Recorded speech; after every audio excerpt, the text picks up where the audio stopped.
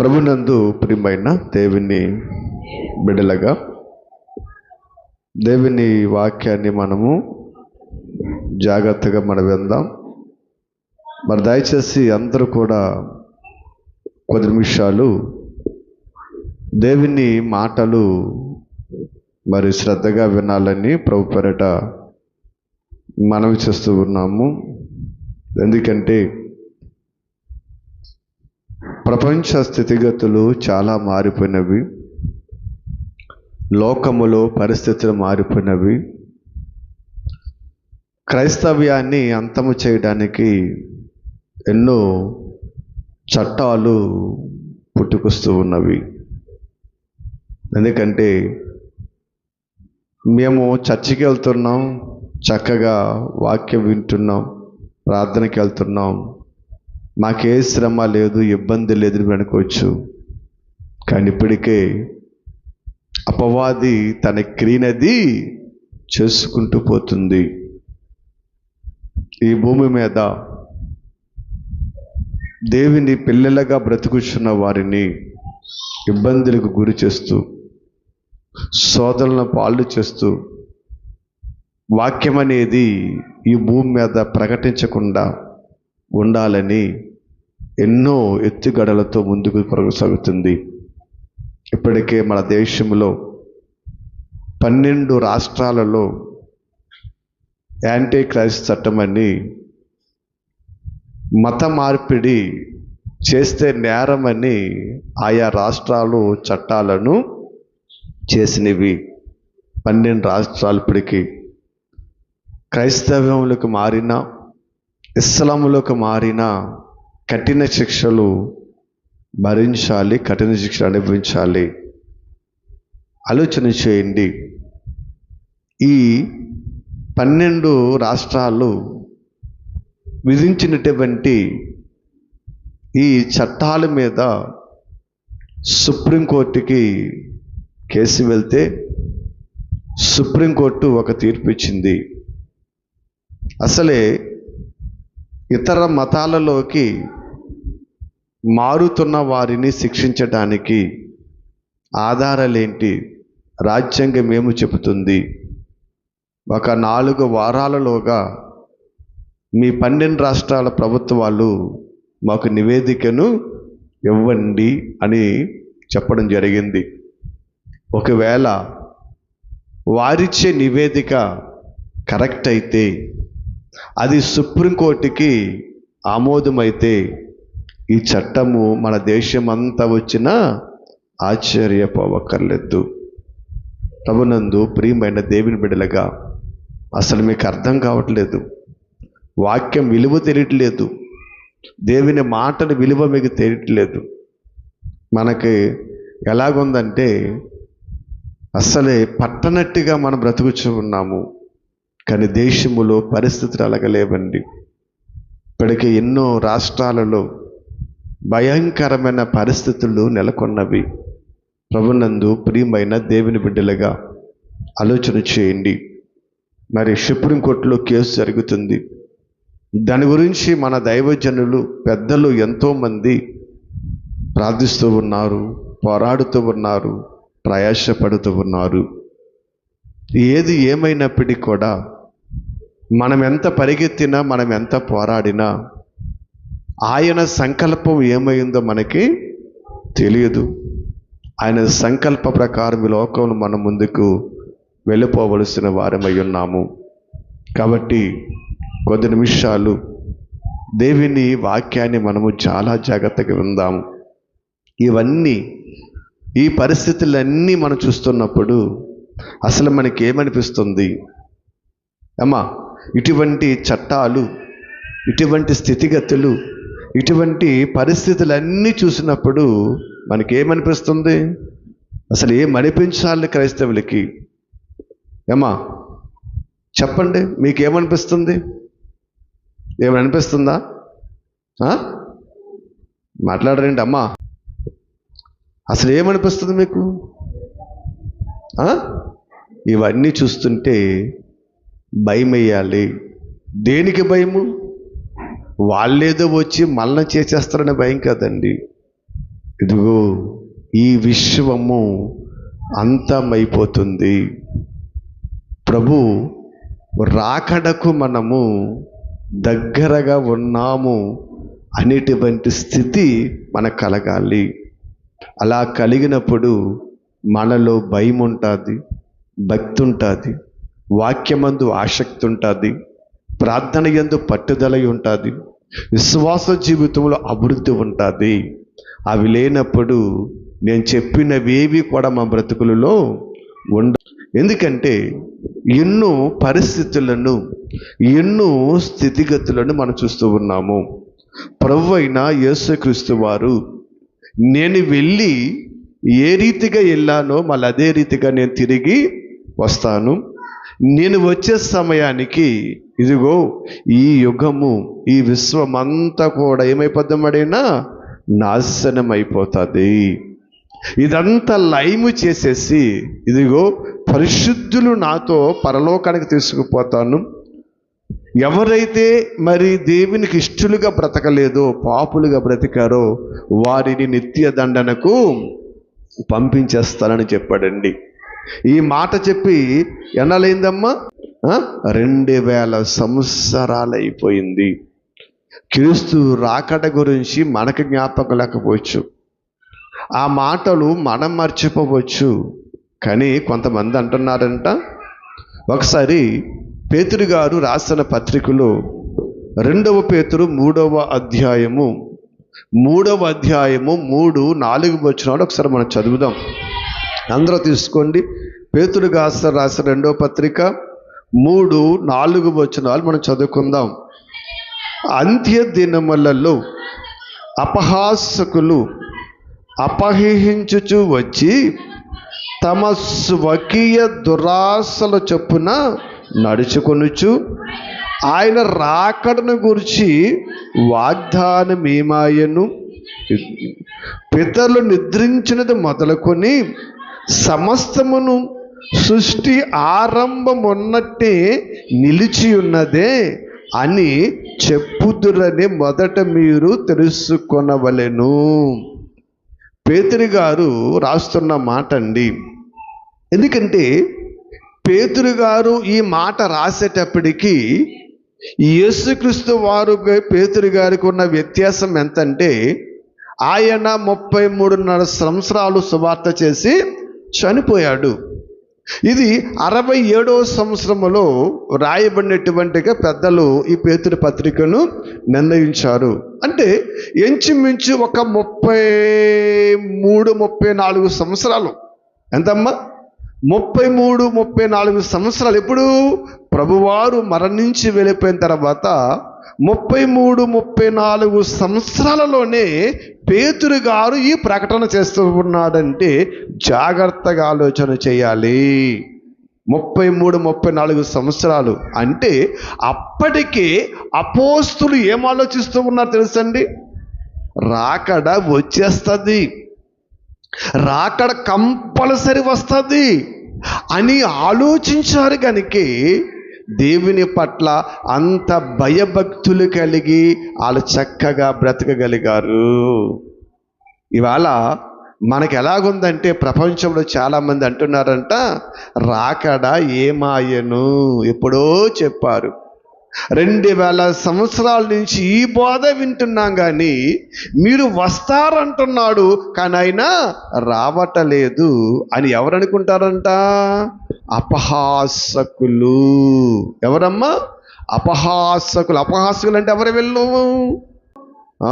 హేళన చేసేవారు. హేళన చేసే గ్రూప్ ఉంటుంది తెలుసండి. వాళ్ళకి ఎంతసేపు ఎదుటి వారిని హేళన చేయటమే, ఎదుటి వారిని కించపరచటమే, ఎదుటి వారిని తక్కువ చేసి మాట్లాడటం హేళన చేసే గ్రూపు. వాళ్ళు ఎవరంటమ్మా? అపహాసకులు. వీళ్ళు అనుకుంటారంట హేళన చేస్తున్నారంట. వాళ్ళు 2000 సంవత్సరాలు అయిపోయింది, ఈ భూమంతా అలాగే ఉంది, ఏది చెక్క చెదరలేదు, ఇంకా ఎప్పుడు వస్తాడైనా? ఇంకా రాకడ ఎప్పుడు వస్తుంది? అని అంటండి అపహాసకులంటండి అంత్య దినములలో ఏం చేస్తారమ్మా? తమ స్వకీయ దురాశలకు అనుకూలముగా వారు మాట్లాడుతూ ఉంటారంటండి. ఇగో భూమి నెమ్మదిగా ఉంది, ఇంకా రాకడేమీ పర్లేదు, మీరు హాయిగా బ్రతకండి అనేటువంటి పరిస్థితులు చెబుతూ ఉంటారంట. ఎప్పుడు చెప్తాడు ఈ మాట పత్రి గారు? ఏమ్మా క్రీస్తు పుట్టిన తర్వాత, క్రీస్తు మరణించి వెళ్ళిపోయిన తర్వాత 67వ సంవత్సరంలో చెబుతున్నాడు. అంటే క్రీస్తుకి ఆయనకు ఈ మాట చెప్పడానికి 35 సంవత్సరాలలోనే ఈ మాట పేతురు గారు చెప్పారంటే వారు ఎంతగా రాకడను నమ్మారు అనేది మనం ఆలోచన చేయాలి. ఇంకా మనం ఆలోచన చేస్తే పౌలు గారు కూడా మాట్లాడుతూ మొదటి దశలోనికి రాసిన పత్రికలు 5వ అధ్యాయములో 1 నుంచి 3 వచనాల వరకు చదివితే అంటాడైనా, సహోదరులారా, ఆ కాలమును గూర్చి ఆ సమయమును గూర్చి మీకు రాయనక్కర్లేదు. రాత్రివేళ దొంగ ఎలాగ వచ్చునో అలాగే ప్రభు దినము వచ్చునని మీకు బాగా తెలియను. అయితే లోకులు నెమ్మదిగా ఉన్నది, భయమేమీ లేదని చెప్పుకొనుచుండగా అంటున్నాడండి. అంటే పౌలు గారు ఎందుకు చెప్తాడు ఈ మాట? ఇదిగో ఆయన వస్తానన్నాడు, తప్పనిసరిగా వస్తాడు ఆయన. అది ఎలాగొస్తాడు, ఎప్పుడు వస్తాడు ఎవరికి తెలియదు. దొంగ ఎలాగైతే ఒక రాత్రి వేళ, పగట వేళ, ఏదో సమయంలో ఇంటి వారికి పక్క వారికి తెలియకుండా వస్తాడు, ఇదిగో ప్రభువు కూడా తప్పనిసరిగా వస్తారు. కానీ ఏం చెప్తున్నాడైనా? లోకులు అంటారంట నెమ్మదిగా ఉంది, ఏమీ పర్లేదు అంటారంటండి. మిమ్మల్ని ఏమన్నా అడిగారు ఎప్పుడన్నా? ఏమ్మా మీరు అత్తమాలు రాకడ అంటున్నారు, ఇంకా రాలేదేంటని ఎవరైనా అడిగారా? అడుగుతారు చాలామంది మనల్ని. ఎప్పుడు మీరు రాకరంటారు ఏంటయ్యా, మేము క్షేమంగా ఉన్నాం, సుఖంగా ఉన్నాం, ఎప్పుడు రాలేదే, ఎప్పుడు చూసిన ఏ మాటలు బోధిస్తారు అనే వాళ్ళు ఉంటారు లోకంలో. అంటే లోకులు అనుకుంటారంట నెమ్మదిగా ఉంది, ఏమీ పర్వాలేదు అంటాడంట. పౌలు గారు కూడా అంటున్నాడు, ఏమన్నాడంటే ఏం కంగారు పడకండి, అది చాలా భయంకరమైన దినము, తప్పనిసరిగా వస్తాడు. ఎందుకంటే చెప్పిన వాడు రాకమానడు, వస్తానన్నవాడు ఆలస్యం చేయక మానడు, ఖచ్చితంగా వస్తాడు. కానీ ఆయన రావాలంటే భూమి మీద ఏదో జరగాలి ప్రభునందు ప్రియమైన దేవుని బిడ్డలుగా. ఎందుకంటే ఆయన రాకడ గురించి, ఈ యుగ సమాప్తి గురించి చాలా విషయాలు చెప్పాడు ఆయన, మనకు తెలుసు అదండి.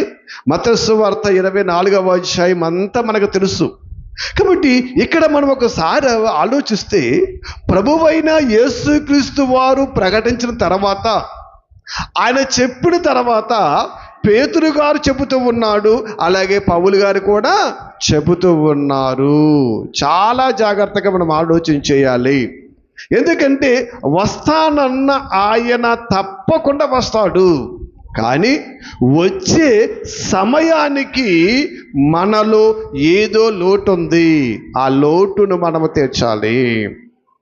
ఏంటా లోటు అని మనం ఆలోచన చేయాలి. ఒకసారి ఇది ఎలాగుంచి ఒకసారి మనం మత్తయి సువార్తలోకి వెళ్దాం. మత్తయి సువార్త 24వ అధ్యాయం చూడండి, 1 నుంచి చదువుతాను. చూడండి, నేను చదువుతున్నాను. యేసు దేవాలయం నుండి బయలుదేరి వెళ్ళుచుండగా ఆయన శిష్యువులు ఆ దేవాలయపు కట్టడములను ఆయనకు చూపించవచ్చిరి. అందుకైనా మీరు ఇవన్నీ చూచుచున్నారే కదా, రాతి మీద రాయి ఒకటైనను ఇక్కడ నిలిచి ఉండక పడద్రోయినని మీతో నిశ్చయముగా చెప్పుచున్నాను అని వారితో చెప్పాను. ఇక్కడ మనం బాగా ఆలోచిస్తే యేసు ఏం చేయడమ్మా, దేవాలయం నుండి బయలుదేరి వెళుతున్నాడు. ఆ దేవాలయములో, ఆ సమాజ మందిరములో ఆయన మరి ప్రసంగం చేస్తుంటాడు, దేవుని మాటలు చెప్పుంటాడు. అయితే అక్కడి నుంచి ఆయన బయలుదేరి వెళుతుండగా శిష్యులు అంటున్నారు, దేవా, ఇదిగో ఈ దేవాలయం మా పితరులు కట్టారు, దీనికోసం చాలా శ్రమ పడ్డారు, ఈ దేవాలయం చాలా విలువైనది, చాలా గొప్పది అని ఆయన గురించి ఎంత గొప్పగా చెప్పుంటారో. ఆలోచన చేయండి. చెప్పమా అమ్మా. ఒకటి ఒకటి అంటే మనం వినే చెప్తామ్మా, ఒకటికి 100 తగిలిస్తాం మనం, నోట ఒకటి చెప్తాం. మరి శిశువు చెప్పకుండా ఉంటారండి వాళ్ళ పెద్దల గురించి. వాళ్ళు కూడా గొప్పగా చెప్పుంటారు. అందుకని అంటున్నాడు, ఈ దేవాలయం మీరు చూస్తున్నారే, అసలు రాతి మీద రాయి ఒకటైనను నిలిచి ఉండదు అని చెప్పాడు. అయిపోయింది అంతే. ఏమ్మా వాళ్ళు అడిగింది, వాళ్ళు చెప్పింది ఏంటి, ఈయన చెప్పిన మాట ఏంటి, అయిపోయింది. ఎక్కడోళ్ళు అక్కడికి వెళ్ళిపోయారు. ఈయన ఏం చేస్తాడు, ఈయన చక్కగా ఒలీవ కొండకు వెళ్ళిపోయాడు. ఎక్కడికి? ఏకాంతముగా. ఎందుకంటే ఖాళీ సమయాలలో అక్కడికి వెళ్ళైనా ప్రార్థన చేసుకునేవాడు, తండ్రికి విజ్ఞాపన చేసేవాడు. ప్రభునందు ప్రియమైన దేవుని బిడ్డలుగా ఆలోచన చేయండి. ఒలీవ కొండకి వెళ్ళిపోయాడైనా, ఒలీవ కొండకి వెళ్ళిపోయిన వెంటనే అక్కడికి ఏం చేశారు, శిష్యులు వెళ్ళారు కదా. వెళ్ళి ఏం చేశారు, ఇవన్నీ ఎప్పుడు జరుగును అయ్యా, రాతి మీద రాయి నిలవదంటున్నా కదా, అసలు ఇవన్నీ ఎప్పుడు జరుగుతాయి, ఇవన్నీ ఎప్పుడు జరుగుతాయి? కరెక్టే. మళ్ళా నువ్వేం చెబుతున్నావు, నేను చనిపోతాను వెళ్ళిపోతాను మళ్ళీ వస్తున్నా కదా, అసలు నీ రాకడకు, ఇగో ఈ యుగ సమాప్తికు అసలు సూచనలు ఏమిటి అని అడిగారండి. ఏమడిగారమ్మా? అడిగారు. ఇక్కడ మీరు బాగా ఆలోచించారా? అసలు వాళ్ళు యేసుక్రీస్తుకి ఏం చెప్పారు, యేసుక్రీస్తు వాళ్ళకి ఏం చెప్పాడు, మళ్ళా యేసుక్రీస్తుని వాళ్ళు ఏమడుగుతున్నారు? అసలు మూడింటికి ఒకదాని కూడా సంబంధం ఉందా? ఉండదు. కానీ అక్కడే మహాజ్ఞానం ఉంటుంది. ప్రభునందు ప్రియమైన దేవుని బిడ్డలుగా చాలా జాగ్రత్తగా ఆలోచించేయాలి. ఎందుకంటే వాక్యము హృదయములో భద్రపరచబడాలన్నా, వాక్యము మదిలోకి ఎక్కాలన్నా, వాక్యము అర్థము కావాలన్నా అది అందరికీ సాధ్యము కాదు. ఏర్పరచబడిన వారికే సాధ్యమవుతుంది. చాలా జాగ్రత్తగా దేవుని వాక్యాన్ని మనం వినాలి. చాలా జాగ్రత్తగా మనం ఆలోచన చేయాలి. ఏంటి అసలు ఇలాంటి ప్రశ్నలు ఏమంటున్నారు, ఇవన్నీ జరగటానికి, అసలు నువ్వు మళ్ళా తిరిగి రావడానికి, అసలు యుగము సమాప్తి అయిపోవడానికి అసలు ఏంటి సూచనలు ఏంటి? ఎందుకంటే మేము జాగ్రత్త పడాలి కదా, అసలు సూచనలు ఏంటి అని అడుగుతున్నారు. ఆలోచన చేయండి. ఏంటి మనకి తెలియని వ్యక్తి, మనకి ఒక తెలియని వ్యక్తి ఉంటాడు కదా. ఎవరో చెప్పారు, ఎప్పుడో చిన్నప్పుడు వెళ్ళిపోయాడు, ఇదిగో మా అబ్బాయి వస్తున్నాడు మీ ఇంటికి అంటాడు కదా. మనం ఏమడుగుతాం? వచ్చేని అంటావేంటి? ఎర్రగా ఉంటాడా, పొడుగ్గా ఉంటాడా, నీలాగా ఉంటాడా, వాళ్ళ అమ్మలాగా ఉంటాడా, ఏ కలర్ సెట్ వేసుకుని వస్తున్నాడు అడుగుమా. ఎందుకంటే గుర్తుపట్టాలి మనకు తెలియదు, మనం చూడలేదు కాబట్టి అతను అడుగుతాము, అసలు ఎలాగుంటాడు, అతను గుర్తుపట్టిన నాయన నువ్వా అని మనం పలకరించాలి. అందుకు నువ్వు గుర్తులు అడుగుతాము, ఎలాగుంటాడు అతను అని గుర్తులు అడిగినప్పుడు, ఇదిగో పలానాగా ఉంటాడు, ఇదిగో పలానా సెట్ వేసుకొస్తున్నాడు, లేదా పలానా చీర కట్టుకొస్తున్న మా అమ్మాయి అని చెప్పగానే మనం వాళ్ళు చూసిన వెంటనే దగ్గరికి వెళ్ళి పలకరించి కవుగులించి ఇంటికి తీసుకొచ్చి మర్యాద చేస్తాము. అంటే ఆ వ్యక్తి మనకు తెలియాలంటే అతనిలో ఉన్న కొన్ని సూచనలు, కొన్ని రూపాలు మనకి తెలియాలి. అది అడుగుతున్నారు. అయ్యా నీ రాకడ వస్తుంది అంటున్నావు కదా, ఆ రాకడ రావడానికి ఏమైనా సూచనలు ఉన్నాయా, ఏమైనా జరుగుతాయా, అవన్నీ మాకు చెప్పమంటున్నాడు. అవన్నీ మాకు తెలియజేయి, మాకు చెప్పమంటున్నాడు. వెంటనే ఆయన ఏమంటున్నాడు చూడండి, యేసు వారితో ఇట్లా, నేను ఎవడుని మిమ్మల్ని మోసపరచకుండా చూసుకోండి. మొట్టమొదటి మార్చండి. ఏమన్నాడు? ఎవడుని మిమ్మల్ని మోసపరచకుండా చూసుకోండి. ఎందుకంటే మోసపరిచేవారు లోకంలో చాలా మంది ఉంటారు. నేను వస్తానని చెప్పాను, ఎప్పుడు రావాలో నాకు తెలుసు, రావడానికి సూచనలేంటి నేను చెబుతున్నాను, కానీ ఇవేవి పట్టించుకోకుండా అదుగో క్రీస్తు, ఇదిగో క్రీస్తు వచ్చేస్తున్నాడు, అదిగో అని చాలా మంది మిమ్మల్ని ఏం చేస్తారు, మోసము చేస్తారు. అవేవి అస్సలు మీరు నమ్మొద్దు అంటున్నాడండి. ఎందుకంటే ఇప్పటికే చాలా సందర్భాల్లో చాలా మంది మోసం చేశారు కదా. లాస్ ఏంజల్స్లోని అమెరికాలో ఒక సంఘము, ఒక దైవజనుడు, ఇదిగో యుగాంతం అంతమైపోతుంది, మీ అందరూ వచ్చేయండి, యేసుక్రీస్తు వచ్చేస్తున్నాడు, మనమందరం వెళ్ళిపోదామని ఎక్కడికో అడవిలోకి, అరణ్య మధ్యలోకి తీసుకుపోయాడండి. ఉన్న ఆస్తులన్నీ కూడా అమ్మించేసి అన్ని అమ్మించేసి నిరారాధులుగా ఏమీ లేని వారిగా అరణ్యములోకి వెళ్ళిపోయారండి. వెళ్ళిపోయి అక్కడ కనిపెడుతుంటే ఏమొస్తాడు? అటువంటి వారు ఉన్నారు. కొంతమంది అయితే ఇంకా వధ చేసేసుకున్నారు.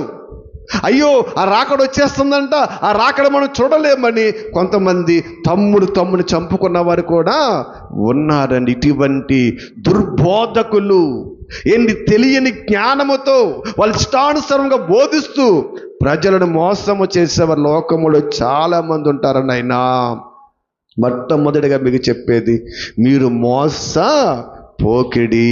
నిజంగానండి, ఆది కాండం నుంచి ప్రకటన గ్రంథం వరకు ఎన్నిసార్లు దేవుడు చెప్తున్నాడు, మీరు మోసపోకండి. ఎందుకంటే మనం మోసపోవడం బాగా అలవాటు కాబట్టి కదా. మనం ఏం చేస్తామమ్మా, మోసపోతూ ఉంటాము.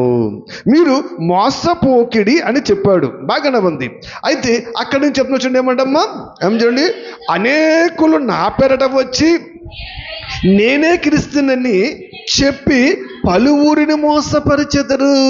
ఏం చెప్పాడైనా, నేను మరలా వస్తున్నాడు కదా, ఆ మరలా వచ్చే సమయానికి నేను రావాలంటే కొన్ని సూచనలు జరగాలి, భూమి మీద కొన్ని పరిస్థితులు జరగాలి, అప్పుడు నేను వస్తాను. కానీ ఇవేవి జరగకుండానే చాలామంది ఏం చేస్తారంట, నేనే క్రీస్తునని వచ్చి ఏం చేస్తారంటమ్మా, పలువురిని మోసం చేస్తారు. పలువురినంటే చాలా మందిని మోసం చేసేస్తారంట.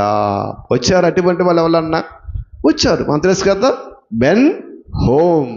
ఏం పేరమ్మా, బెన్ హోమ్. ఆయన చాలా సందర్భాల్లో చాలా సంవత్సరాలు నేనే ఆ వస్తానన్న క్రీస్తుని చెప్పుకున్నాడండి.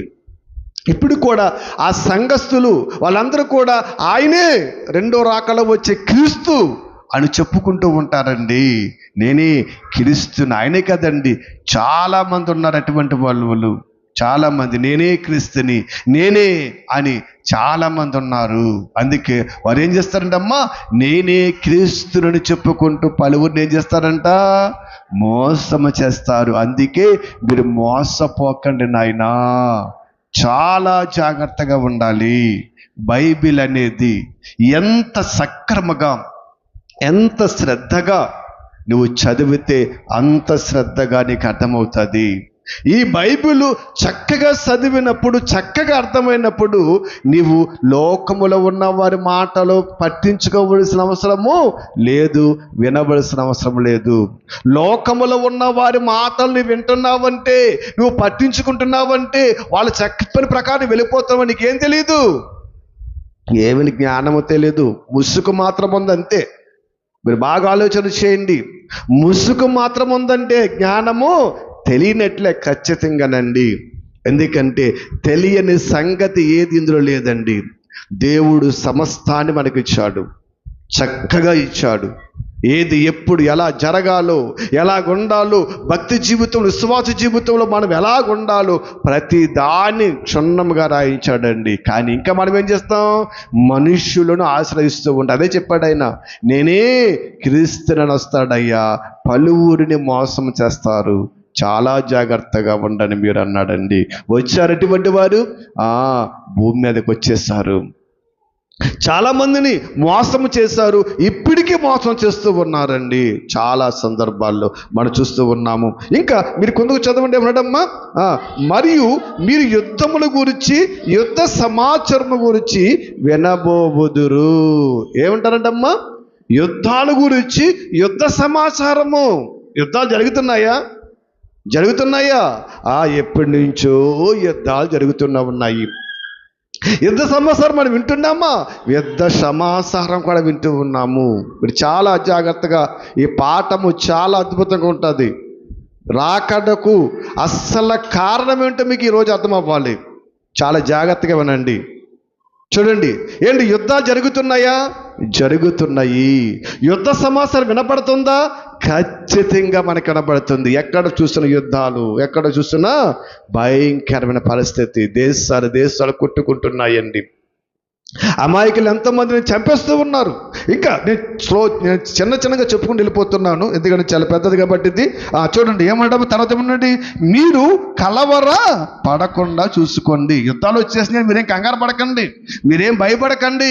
ఆ యుద్ధాలు అలా జరుగుతూ ఉంటే యుద్ధ సమాచారము వస్తూనే ఉంటుంది అన్నాడు. బాగానే ఉంది. అయితే ఏమన్నాడు, ఇవన్నీ కూడా జరగవలసిన్నది కానీ అంతం వెంటనే రాదు. యుద్ధాలు జరగాలంటాం, యుద్ధ సమాచారం వినాలి, ఇవన్నీ జరగవలసినవి. ఈ యుద్ధాలు ఇప్పుడు జరుగుతున్న యుద్ధాలు కాదండి, అపోస్తుల కాలం నుంచి కూడా దేశం మీదకి దేశము, రాజ్యం మీదకి రాజ్యం దండెత్తినవి.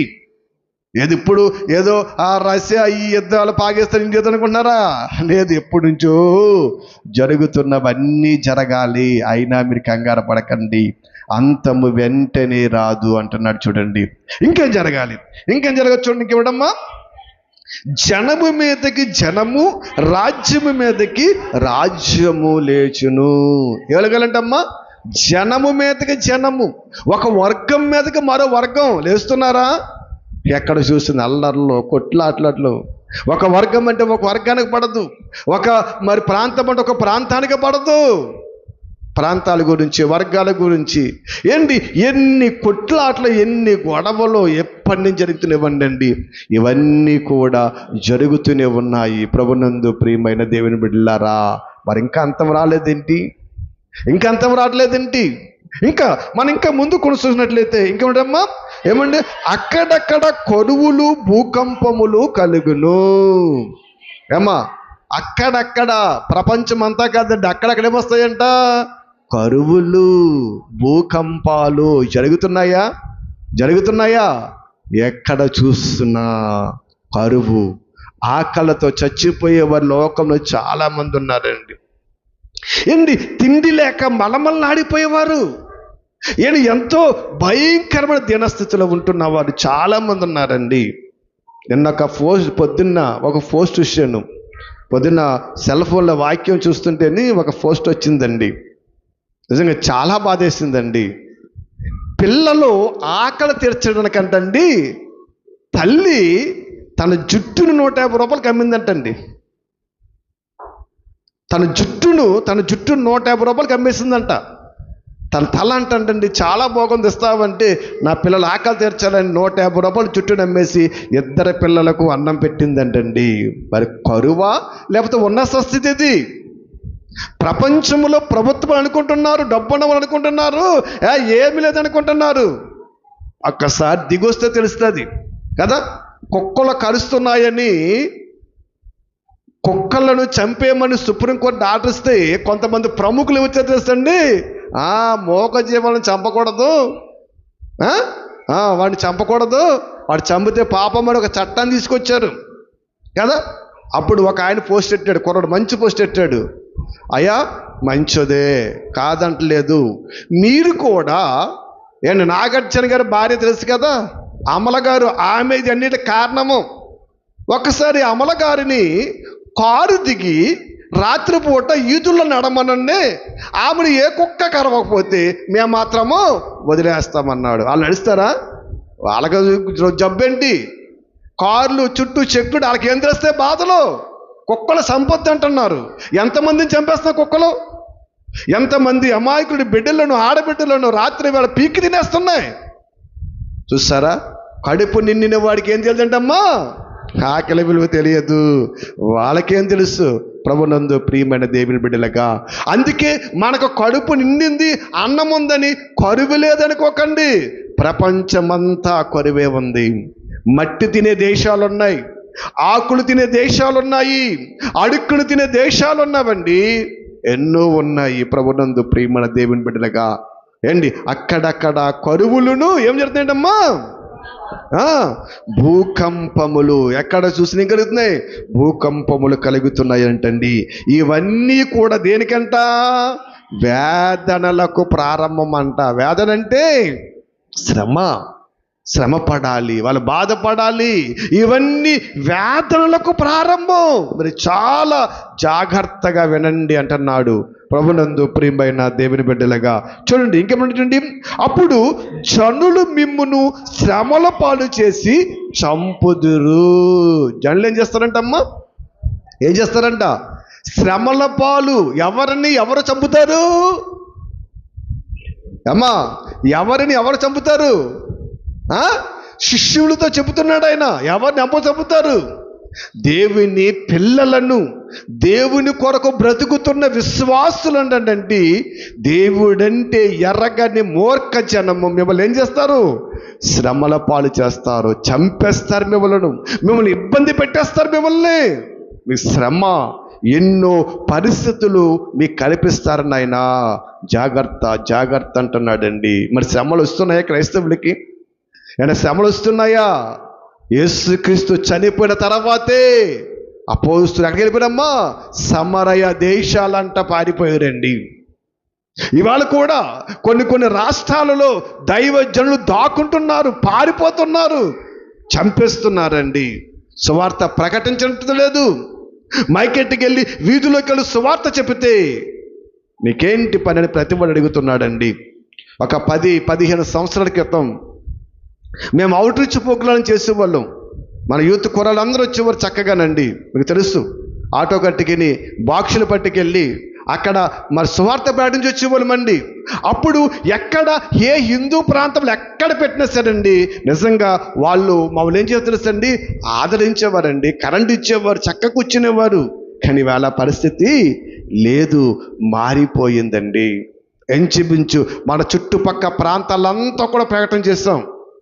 సాయంకాలం 4ంటికి వెళ్ళిపోయి అక్కడ మైకులు కట్టేసుకుని బాక్సులు పెట్టేసి కుర్రోళ్ళు ఇంటింటికి వెళ్ళి పత్రికలు పంచి మన సాయంకాలం మీటింగ్ అయ్యాక మరలా ఆ బాక్సులు అన్ని ఇప్పుకుని వచ్చేవాళ్ళు. మన యూత్ కుర్రోళ్ళు చాలామంది చాలా బాగా చేసేవారు.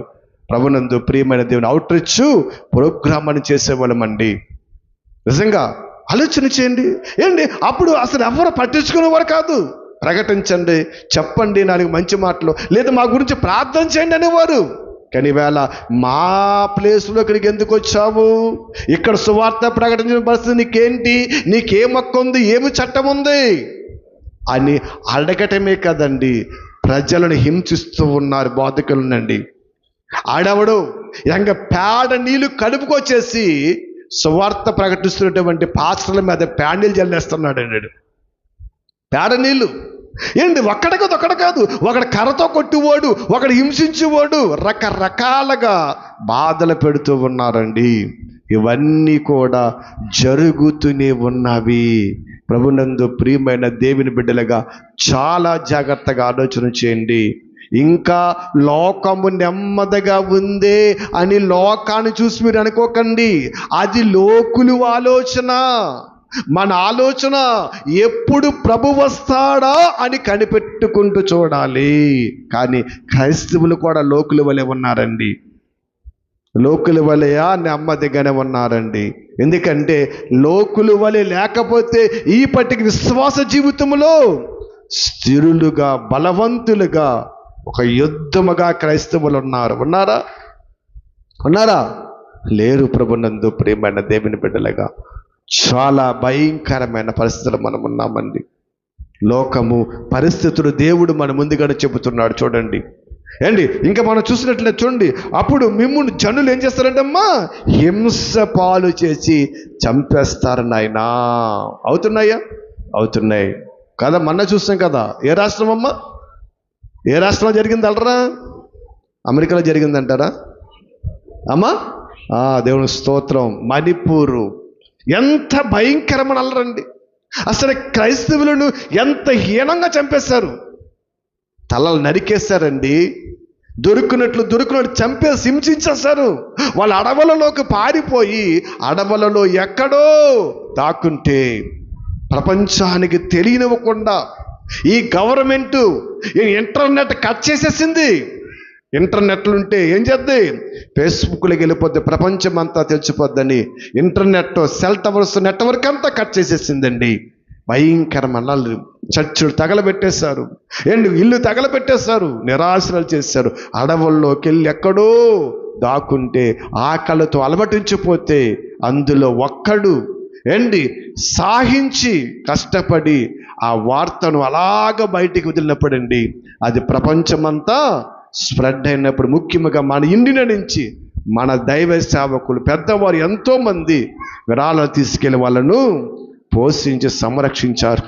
ప్రభునందు ప్రియమైన దేవుని బిడ్డలుగా ఇవన్నీ జరుగుతున్నవండి.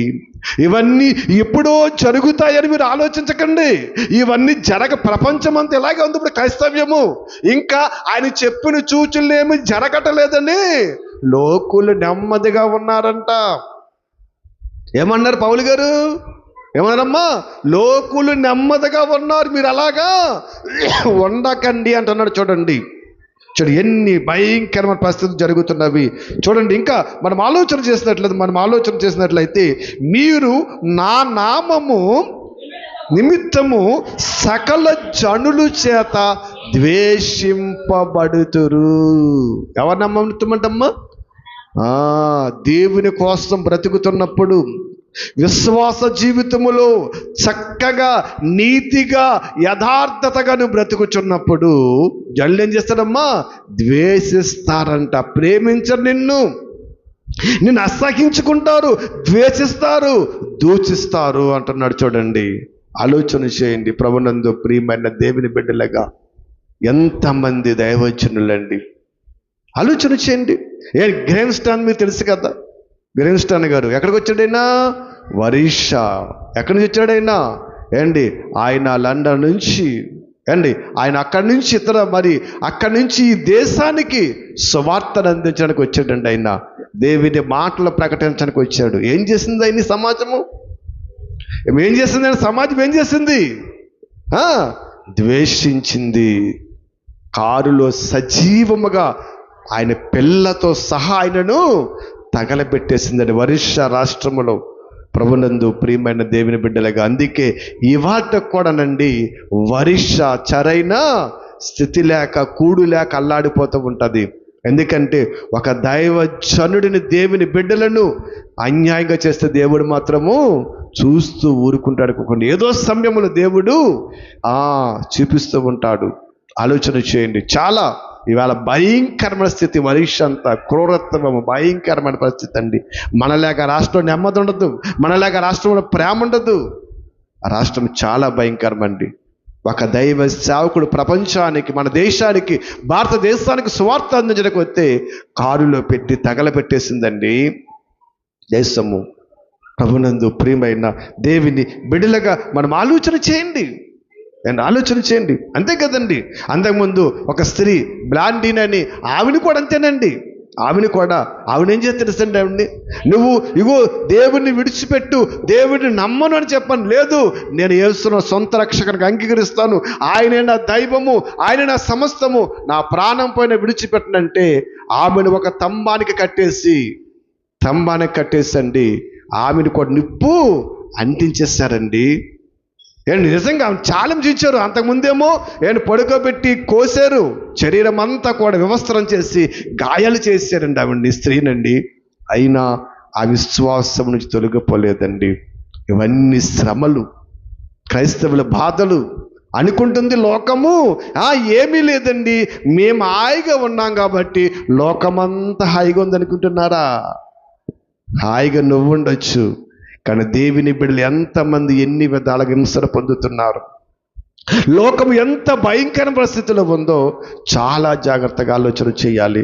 ప్రభునందు ప్రియమైన దేవుని బిడ్డలుగా ఆలోచన చేయండి. అసలే మత మార్పిడి అనేది చట్టము కాదు, ఇది హక్కు. ఎవరైనా మతాన్ని మారచ్చు, ఎవరైనా క్రీస్తును అంగీకరించవచ్చు. మత మార్పిడి అనేది చట్టము చేయడానికి వీలులేదు. అసలే ఇది ఈ దేశంలో లేదు. ప్రపంచ దేశాలన్నిటిలో కూడా ఎక్కడైనా క్రైస్తవుని స్వీకరించవచ్చు అన్నందుకే చంపేస్తాడు. ఎవరినమ్మా?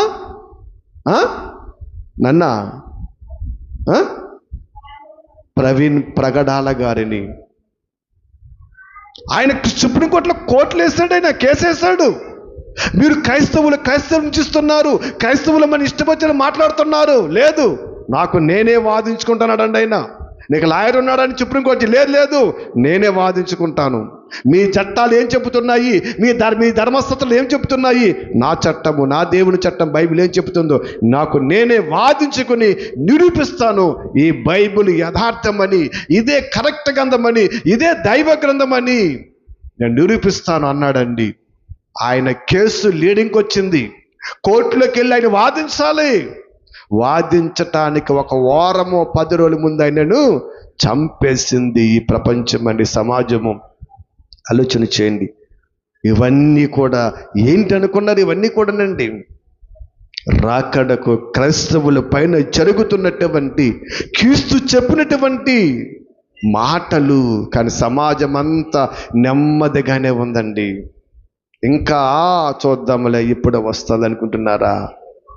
లేదు, చాలా దగ్గరగా ఉన్నాం ప్రభునందు. ప్రియమైన దేవుని బిడ్డలుగా చాలా జాగ్రత్తగా మనం ఆలోచించాల్సిండి. నా నామం నిమిత్తము సకల జనుల చేత మీరు ఏం చేస్తారు? ద్వేషింపబడతారు. అప్పుడు ఏం చేస్తాడమ్మా? అనేకులంటండి అభ్యంతరపడి ఒకనిని ఒకడు అప్పగించి ఒకనినొకడు ద్వేషిస్తారు. చూడండి ఏంటి ఇవన్నీ జరుగుతున్నప్పుడు అంటండి అనేకులకి ఏమవుతుందంటేనమ్మా అభ్యంతరాలు, అనుమానాలు, ఆటంకాలు కలిగినప్పుడంటండి కొంతమంది స్వార్థ ప్రయోజనాల కొరకు, స్వలాభాల కోసం అంటండి సొంత వారినే ద్వేషిస్తారంటండి. అందుకే చూడండి ఇవాళ క్రైస్తవ్యంలో చూడండి, ఒక పాస్టర్ అంటే ఒక పాస్టర్, ఒక సంస్థ ఒక సంస్థకి పడదు. ఎక్కడ చూసినా ఒక సేవకుడు ఒక సేవకుడు తిట్టుకోవటము, ప్రసంగాలు యూట్యూబ్లో ఫేస్బుక్లో పెట్టేస్తున్నారండి. అవన్నీ చూసి అన్యులు నవ్వుకుంటున్నారండి. చూడండి అభ్యంతరము కలుగుతున్నవండి. అభ్యంతరాలు, ఎన్నో ఆటంకాలు, ఎన్నో అనుమానాలు ఈ ప్రజలు వాళ్ళలో రేకెత్తించినప్పుడు, వాళ్ళ మనసులో మార్చేసినప్పుడు, లేదా ఒక పరిస్థితులు అపవాది వాళ్ళ మనసులో మార్చినప్పుడు అండి ఒకరు ఏం చేస్తారంటమ్మా? ద్వేషించుకొని, నేను ఒకరినొకడు అప్పగించుకొని ద్వేషించుకుంటారంటండి. చూడండి, ఒకటిగా ఉండవలసిన క్రైస్తవ్యము ఎప్పుడు చెప్పడి మాట ఏమ్మా? క్రీస్తుకు పూర్వం 1000 సంవత్సరాల క్రితం చెప్పారు. ఎవరు చెప్పారన్నమాట? భక్తుడైన దావీదు గారు చెప్పాడు. ఏం చెప్పాడు? సహోదరులు ఐక్యత కలిగి యునుట మేలు మనోహరం అన్నాడు. క్రీస్తుకు పూర్వం 1000 సంవత్సరాల క్రితం దావీదు గారి చేత దేవుడు ప్రకటన చేస్తే, పలికిస్తే అపవాది ఏం చేసింది? అమ్మా లోకంలో మనకు సామెత పడతాం కదా అమ్మా, కుక్కలు చింపిన ఇస్తరి కదా. కుక్కలు చింపిన ఇస్తరం బాగా పడతాం. ఎందుకు కుక్కలు చింపిన ఇస్తరం ఎందుకు వచ్చింది అమ్మా? ఇస్తర్లు ఏముందంట? అన్నం ఉంది, చక్కగా మాంసం కూరలను ముక్కలు ఉన్నాయి, అన్నం అంతా ఉంది కదా. ఇప్పుడు 4 కుక్కలు చుట్టూ ఉన్నాయి. 4 కుక్కలు తినొచ్చు కదా, తింటాయండి. 4 పక్కన తినొచ్చు, తినవు. ఏం చేస్తాయి? ముందు ఇస్త్రం చింపేస్తాయి. అన్నం అంతా ఏమైపోద్ది? నేలపాలైపోద్ది. నిజంగా సామెతలు ఎవరెట్టారు కానీ బాగా పెట్టారు పెద్దలండి కదా, చాలా బాగుంటాయి సామెతలు. అలాగే అయిపోయింది ఇవాళ క్రైస్తవ్యం అండి. ఒక బాధకుడు అంటే ఒక బాధకుడికి, ఒక డినామినేషన్కి పడక మనలో మనం అప్పగించుకుంటున్నాం. ఈ అప్పగించుకోవటంలో పనికి మాలిముడు ఉన్నాడు కదా, 3 మేకులు పీక్కులని చెప్పాడు కదా, వాడికి బాగా అలవాటు అయిపోయిందండి. ఎవడాడు? రాధా మనోహర్ దాస్ అండి. వాడు ఇష్టం వచ్చినట్టు ఫుట్బాల్ ఆడుకుంటున్నాడండి. ఎందుకని? ఇదిగో అభ్యంతరములు కలిగి ఒకరినొకరు మీరు అప్పగించుకుని ద్వేషించుకుంటున్నారయ్యా. ఇవన్నీ జరుగుతున్నావా అమ్మా? ఇవన్నీ జరుగుతున్నావా? ఇవన్నీ జరుగుతున్నవి. కళ్ళు తెరిచి చూడండి, మనోనేత్రాలు వెలిగించుకోండి. ఇంకా మాయలో, మత్తులో, మన ముసుగులో ఉంటే ఎవ్వరూ రక్షించలేరు మనల్ని. రాకడకు మనము ఎంత దగ్గరగా ఉంటున్నామో ఒక్కసారి జరుగుతున్న పరిణామాలు, ప్రభు చెప్పిన మాటలు మనం ఆలకించాలి. ప్రభునందు ప్రియమైన దేవుని బిడ్డలుగా ఆలోచించండి. చూడండి, అనేకులు అబద్ధ ప్రవక్తలు వచ్చంటండి పలువురిని మోసము చేస్తారంటండి.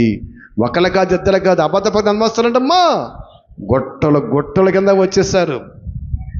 ఎక్కడ చూసినా స్వస్థతలే, ఎక్కడ చూస్తున్న ఆరోగ్యమే, ఎక్కడ చూస్తున్న ఐశ్వర్యమే, ఎక్కడ చూస్తున్న ఆశీర్వాదమే, ఎక్కడ చూస్తున్న పరలోకం మాత్రము కనబడటలేదు కదా. యేసు ఏమన్నాడు? నన్ను వెంబడించండి కదా. ఎందుకు వెంబడించమన్నాడు ఆయన? ఎందుకు వెంబడించమన్నాడమ్మా? నేనే మార్గం నేనే సత్యం. ఎందుకు అంటున్నాడు? నన్ను వెంబడించండి, నా కోడ వస్తే మిమ్మల్ని పరలోకము తీసుకెళ్తాను అన్నాడు కదా. మరి ఈ బోధ ఎక్కడైనా కనబడుతుందా? మా కోడ రండి, మా సన్నిధికి రండి, మా ప్రార్థనకు రండి, మిమ్మల్ని పరలోకం తీసుకెళ్తామంటున్నారా? లేదు లేదు. మా కోడ రండి, పిల్లలు పుట్టేస్తారు, మా కోడ రండి, ఇల్లు కొనేసుకుంటాం, మా కోడ రండి, ఉద్యోగం వచ్చేస్తుంది, మా కోడ రండి, స్వస్థతలు వచ్చేస్తాయి. అబద్ధపు ప్రవక్తలండి. దేవుని బిడ్డలుగా ఆలోచించండి. ఏంటి స్వస్థత అనేదండి ఒక్క మాటలో చెప్పాలంటేనండి, దీని గురించి సమయం పెద్దలేదు కానీ ఒక్క మాటలో చెప్పాలంటే అండి, నీలో విశ్వాసమే నిన్ను స్వస్థపరచునన్నాడా? ఇది ఎదుటి వారి విశ్వాసం స్వస్థపరచునన్నాడా? మరి మనం ఎందుకు ఎక్కడికో పరిగెట్టుకెళ్తున్నాం? మనకేం తెలీదు. ముసుకేసేసిందండి. దొంగలు తీసుకెళ్తారు కదా, దొంగల్ని దారి తెలియకుండా తీసుకెళ్తారు, అక్కడికి వెళ్ళకేం తెలియదు. అలాగే ముసుకేసేస్తుందండి. ఆలోచన చేయండి. యేసుక్రీస్తు ఎంతమందిని స్వస్థతపరిచి ఏమన్నాడు? నువ్వు నమ్ముచున్నావా? నమ్ముచున్నాను, అయిపోయింది. చూడు, అబద్ధ ప్రవక్తలండి లక్షల కోట్లు సంపాదించుకొని విలాసవంతమైన జీవితాలు వాళ్ళ విని రోడ్డు మీద బ్రతుకులేమో విశ్వాసులవి తెలుసా అనుకుంటున్నారు. చాలా భయంకరమైన రోజులు మనం ఉన్నాము. అబద్ధ ప్రవక్తలు ప్రపంచంలోకి వచ్చేసారండి. ఎక్కడ చూస్తున్న మోసాలే, ఎక్కడ చూసిన ప్రజలు దోసుకోవటమే. చాలా భయంకర పరిస్థితి. ఇవన్నీ రాకడకు యేసుక్రీస్తు చెప్పిన సూచనలు కదా. ఇప్పటి వరకు మీకు చెప్పినవన్నీ జరుగుతున్నాయా? జరగాల? మీ మనసాక్షిని అడగండి. ఖచ్చితంగా ఇవన్నీ జరుగుతూనే ఉన్నాయి. మరైనా యేసుక్రీస్తు ఎందుకు రావట్లేదు? అయినా యేసుక్రీస్తు ఎందుకు రావట్లేదు? ఏదో ఇంకా లోటు ఉంది. ఆలోచన చేయండి ప్రభునందు ప్రియమైన దేవుని బిడ్డలుగా. అందుకే ఇంకా చూడండి, మనం అక్రమం విస్తరించుట అనేకుల్లో ఏ ప్రేమ చల్లారిపోయింది? ఏ ప్రేమ? చల్లారిపోవలసిన ప్రేమ చల్లారిపోయింది కదా. పెరగకూడని ప్రేమేమో పెరిగిపోయింది. లోక సంబంధమైన ప్రేమలై పెరిగిపోయినవి. క్రీస్తు ప్రేమ చల్లారిపోయింది. అక్రమము, క్రమము లేదు, పద్ధతి లేదు, మోసము, దగ అనేవి అనేక లోకంలోకి వచ్చేసినవండి. క్రీస్తు ప్రేమ ఏమైపోయిందండి అమ్మా? చల్లారిపోయింది. అందుకే ప్రార్థన అన్న భయం లేదు, దేవుని సన్నిధి అన్న భక్తి లేదు ప్రజలకు. చాలా దేశాల నుండి చర్చిలను కూడా కళ్యాణ మండపాలు చేసేస్తున్నారంట. చర్చిల్ని ఏమైపోతుందంట? చర్చిలు ఖాళీ అయిపోతున్నాయి అంటండి. చర్చిలకి ఎవరు వెళ్తారంట? చాలా ప్రాంతాల్లో చర్చికి వెళ్తున్నదంటండి. అక్రమము, క్రమము లేదు ఏంటి? అక్రమం అనేది విస్తరించేసింది, ప్రజల్లోకి వచ్చేసింది. ఎప్పుడైతే ఇది వచ్చేసిందో, విస్తరించేసిందో, ప్రేమ ఏమైపోయింది? చల్లారిపోయిందండి. భక్తి లేదు, భయం లేదు, ఒక వినయము లేదు, నీతి లేదు, నిజాయితీ అస్సలు లేదండి. అక్రమం విస్తరించేసింది. అక్రమం ఉందా, సక్రమం ఉందా ఇవాళ ప్రపంచంలో? ఏమా అక్రమ రాజ్యం వెళ్తుందా, సక్రమ రాజ్యం వెళ్తుందా? అక్రమమే. ఎప్పుడో చెప్పాడు ఆయన యేసుక్రీస్తు. ఏమని? ఈ లోకాధికారి వచ్చేసాడయ్యా, వాడిదయ్యా, మిమ్మల్ని బతకనబడ్డాడు, మిమ్మల్ని ప్రశాంతంగా ఉండనబడ్డాడు, మిమ్మల్ని నిడుచుకుపోతాడు అపవాది, చాలా జాగ్రత్త అని ఎప్పుడో చెప్పాడు ప్రభునందు ప్రియమైన దేవుని బిడ్డలుగా. అక్రమం ఏమైపోయిందమ్మా? విస్తరించేసింది. ఏం చల్లారిపోయింది? క్రీస్తు ప్రేమ చల్లారిపోయింది. అపోస్తలులో క్రీస్తు ప్రేమ ఉంది కాబట్టి ఆ క్రీస్తు కొరకు వాళ్ళు ఏం చేశారు? జీవితాలను త్యాగం చేశారండి, బ్రతుకులను త్యాగం చేశారు, సమయాన్ని త్యాగం చేశారు. క్రీస్తు కొరకు చావైనా మేలే అన్నారండి. కానీ వాళ్ళు చూడండి, క్రీస్తు కొరకు చావైన మేలంటమ్మా అనం. ఏమంటాం? క్రీస్తు దగ్గరకు వస్తే మాకు లాభం ఏంటి అనే స్థితికి వచ్చేసింది వాళ్ళ క్రైస్తవ్యము. క్రీస్తు నమ్మితే మాకు వచ్చేదేంటి? స్వస్థత ఇస్తాడా, ఉద్యోగం ఇస్తాడా, లేదా ఎలా? లోకం చాలా ఉన్నాయి. ఇటువంటి పరిస్థితికి వచ్చేసిందండి. యేసు క్రీస్తు ఏమైతే చెప్పాడో ప్రపంచంలో లేవు. చాలా జాగ్రత్తగా మన బ్రతికిని మనం కొనసాగించుకుందాం. చాలా భయంకరమైన రోజుల్లో మనం ఉన్నామండి. ఇవన్నీ జరుగుతూనే ఉన్నామని చెప్తున్నాడు అని చూడండి. చూడమ్మా, అందుకేమమ్మా ఇవన్నీ జరుగుతాయి కాబట్టి అంతము వరకు సహించిన వాడే రక్షింపబడతాడు. ఎంతవరకు చూడమ్మా? అంతము వరకు. అంతవరకు సహించడం ఎలా సహించాలి ఏమ్మా? అంతం వరకు సహించాడు. ఎలా సహించాలి? ఎలా సహించాలి? సొదొమ గొమొర్ల మధ్య లోతు ఏ రీతికైతే నీతిని కోల్పోలేదో మనము కూడా శ్రమలు వచ్చినా, యుద్ధాలు వచ్చినా, కరువులు వచ్చినా, బాధలు వచ్చినా, చంపేసిన, హింసించిన ఇవన్నిటిని ఎదుర్కొంటే మనం ఏం చేయాలి? మన ప్రాణము పోయే వరకు, ప్రభు వచ్చే వరకు మనం ఏం చేయాలమ్మా?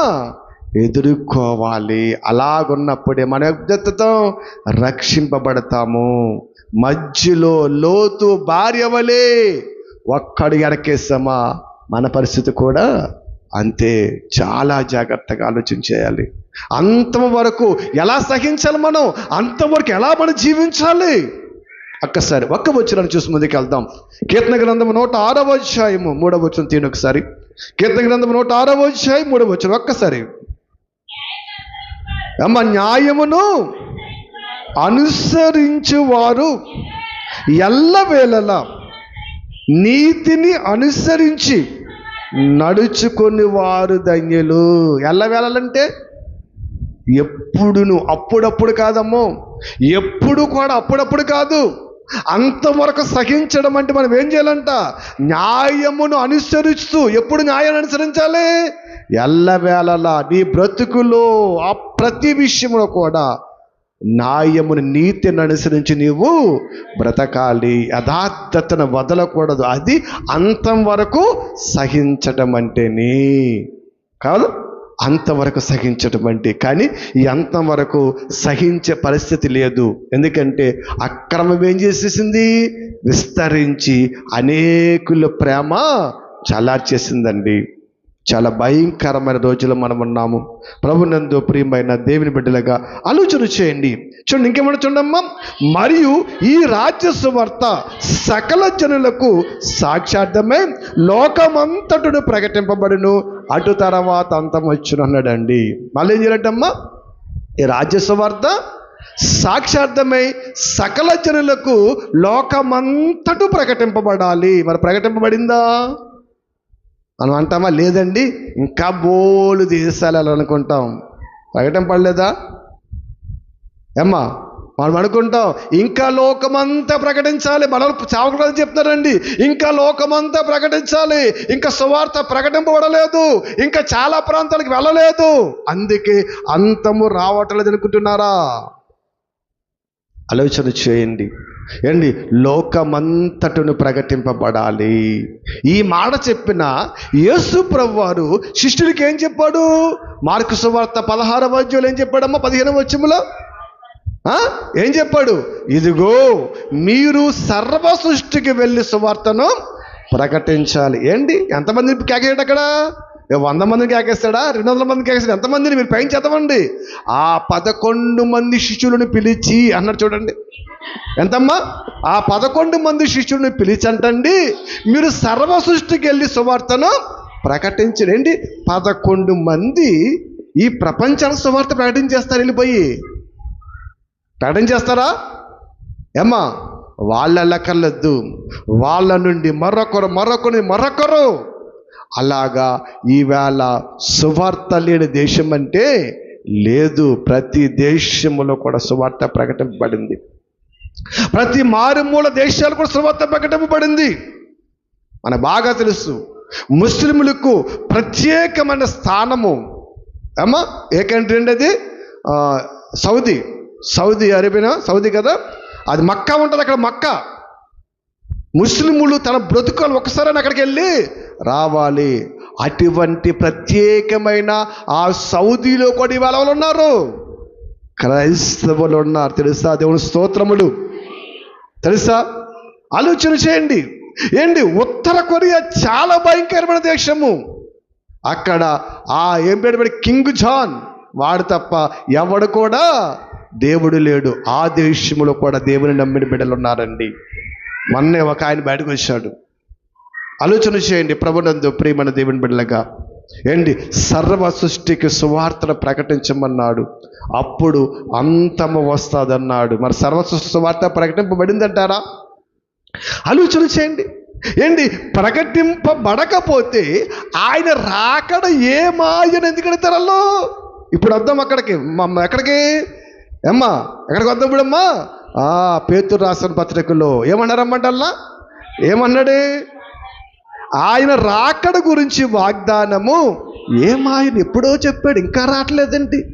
ఆయన చెప్పినవన్నీ జరుగుతూనే ఉన్నవి, ఇవన్నీ చేస్తూ ఉన్నాయి, ఇంకా రాకపోవడం ఏంటి అంటే ఆయన వస్తానని చెప్పింది అబద్ధమా అని ఏం చేస్తారంట? మళ్ళమ్మా అపహాసకులు ఏం చేస్తారంట?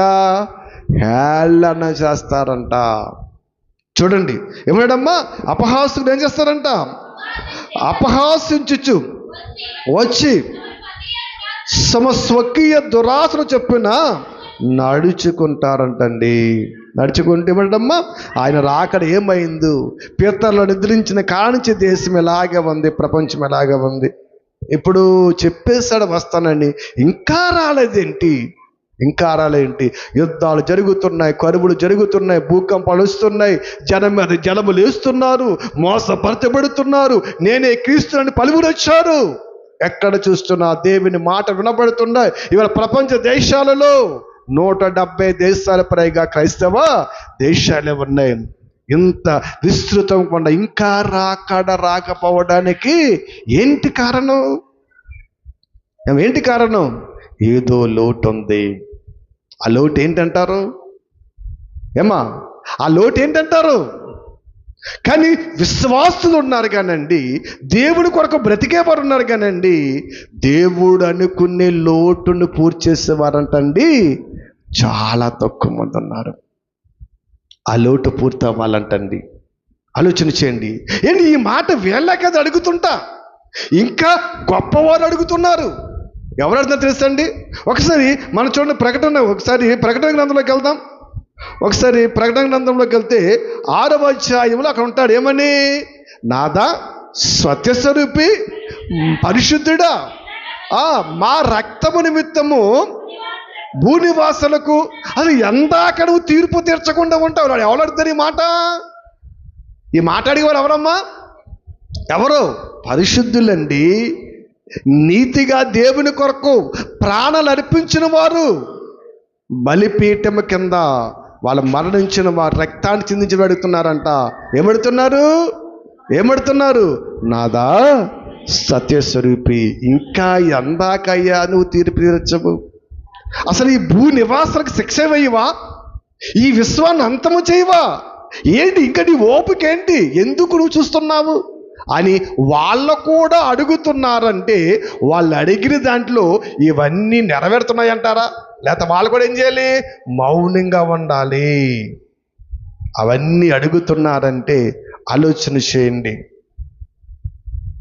దేవుని బిడ్డలుగా. ఎందుకంటే ఇంకా తీర్పు తీర్చే వచ్చే అంటున్నాడంటే ఇదిగో నువ్వు చెప్పినవన్నీ కూడా జరిగిపోతున్నాయి నాయనా. ఏంటి ఇంకా లేట్ ఏంటి? ఇంకా ఏంటి అని ఆలోచన చేయాలి.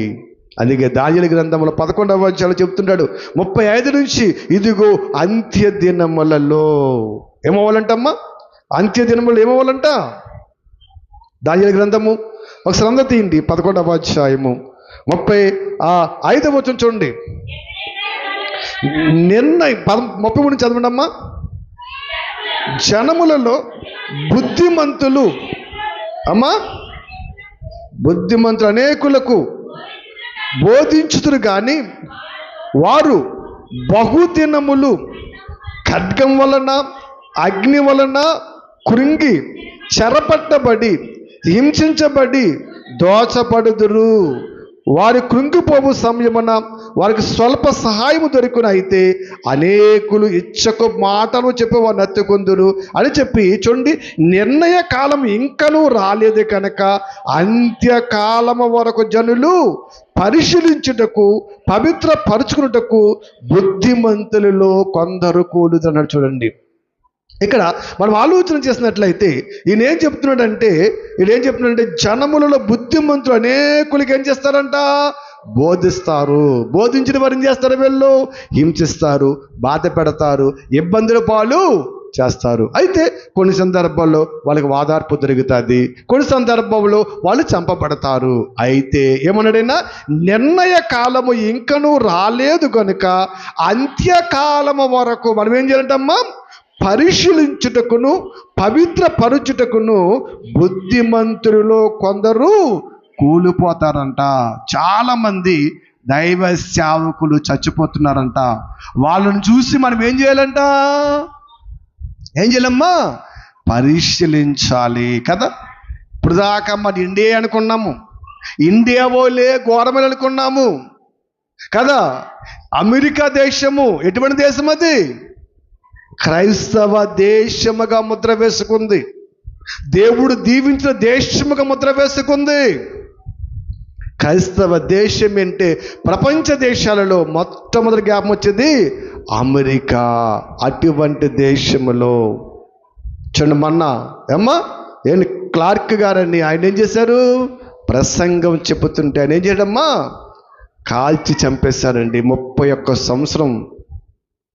ఆయన ఒకటి హెచ్చరిక చేస్తున్నాడు యువతకి. ఏం చెప్తున్నాడంటే, మీరు మారండి, మీ బ్రతుకు మార్చుకోండి, పాపాన్ని విడిచిపెట్టండి, దేవుడు నమ్మండి, దుర్మార్గత వద్దని చెబుతున్నందుకు ఆయనండి చంపేశారండి. ఎక్కడ? ఇండియాలో చంపుతా అదొక విత్తనం.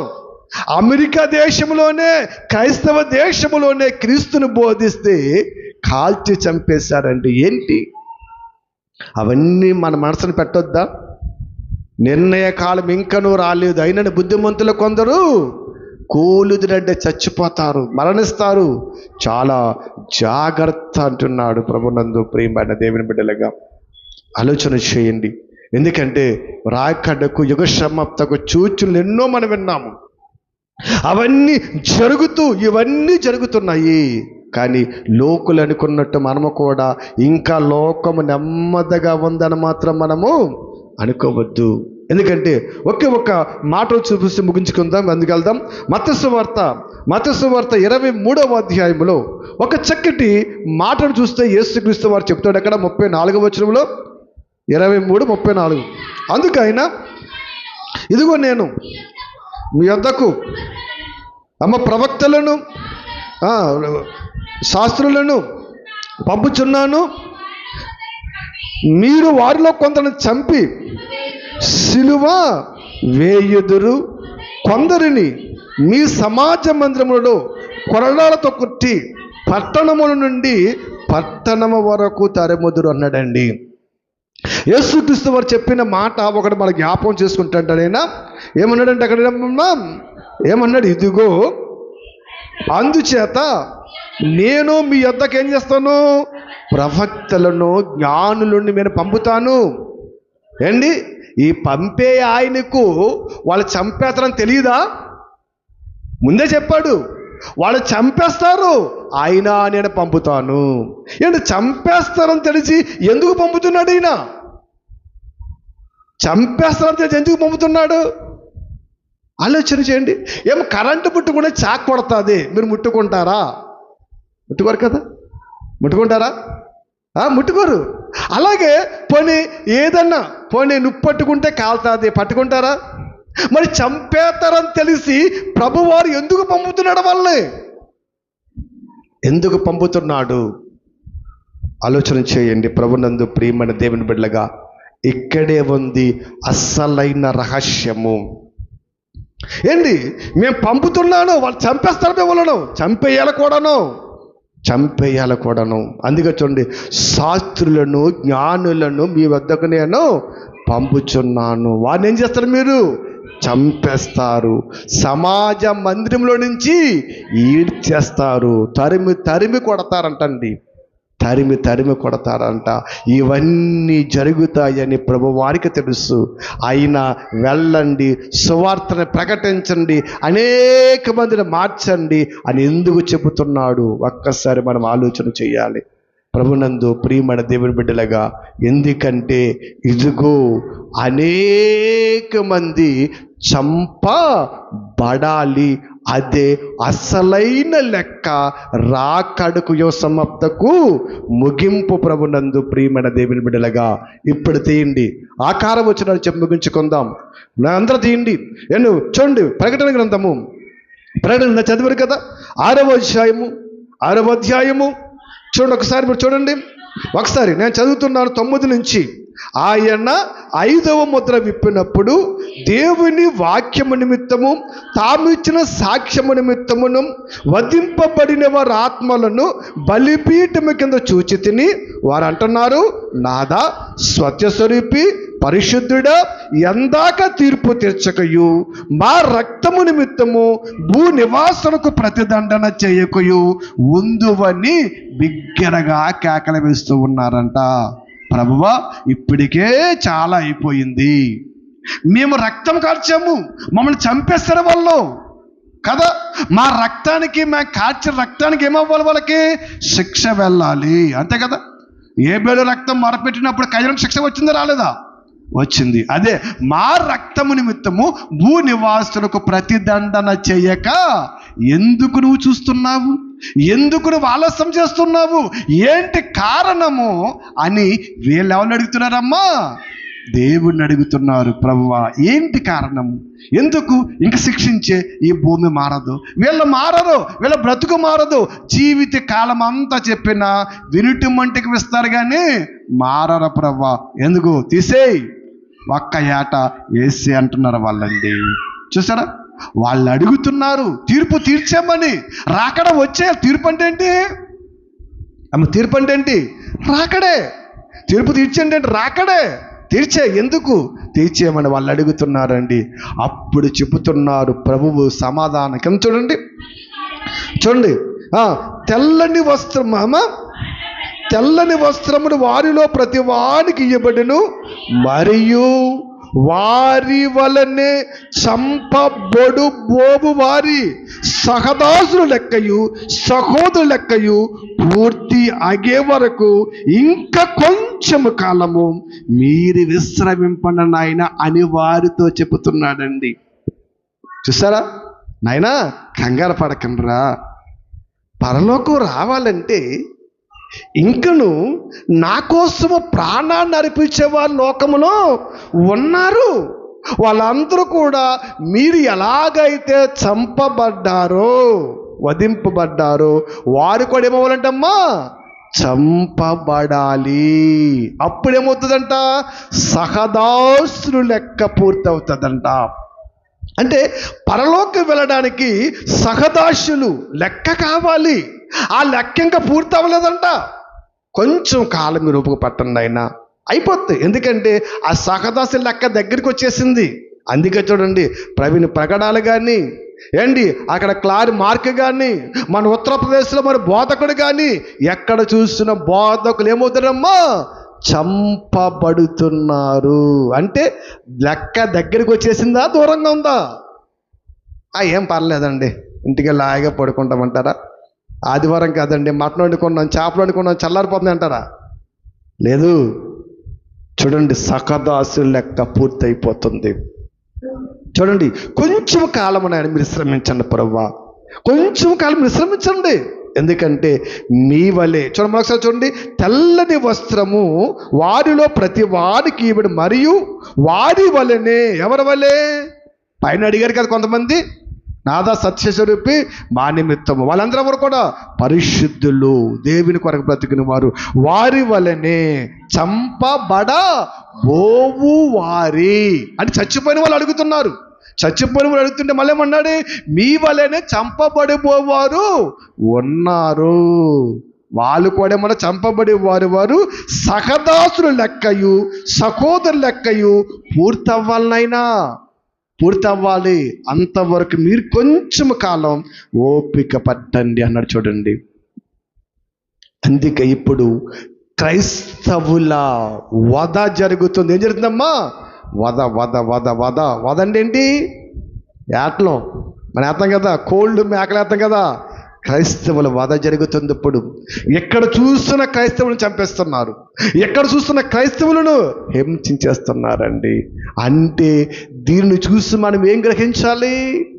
అంత్య దినములలో బుద్ధిమంతులు చచ్చిపోవటము చూసి ఏం గ్రహించమన్నాడు దానియేలు గారు?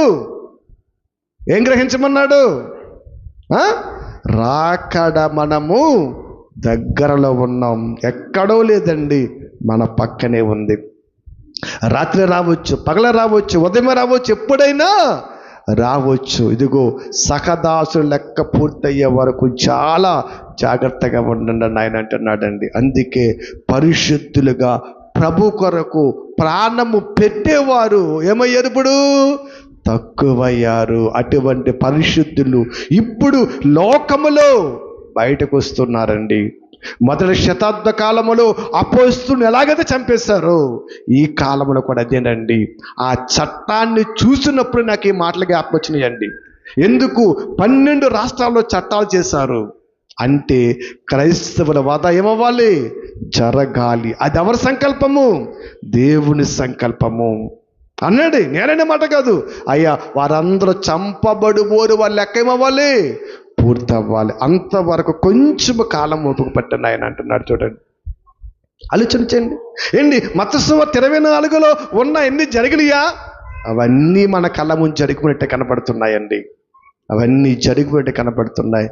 కానీ ఇదిగో సహదాసులు లెక్కేమో లేదు, పూర్తి అవ్వలేదంట.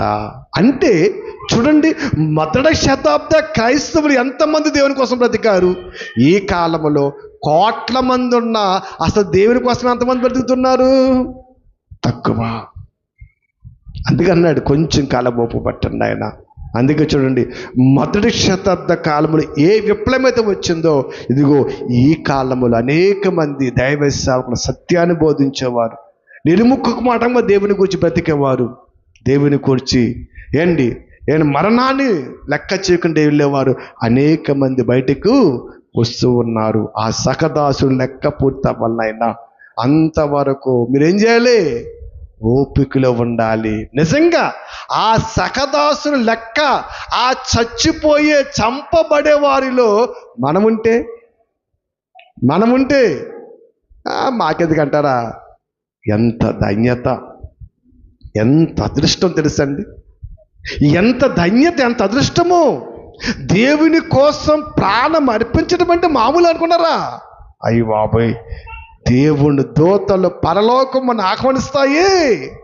అసలే అటువంటి ఆహ్వానం మీరు ఎప్పుడు ఎవరిని చూడండి. దేవుని కోసం వధింపబడితే, దేవుని కోసం నీ ప్రాణాన్ని అర్పిస్తే, దేవుని కోసం బలైపోతే నీ కోసం అసలు పరలోకం పండగ అండి.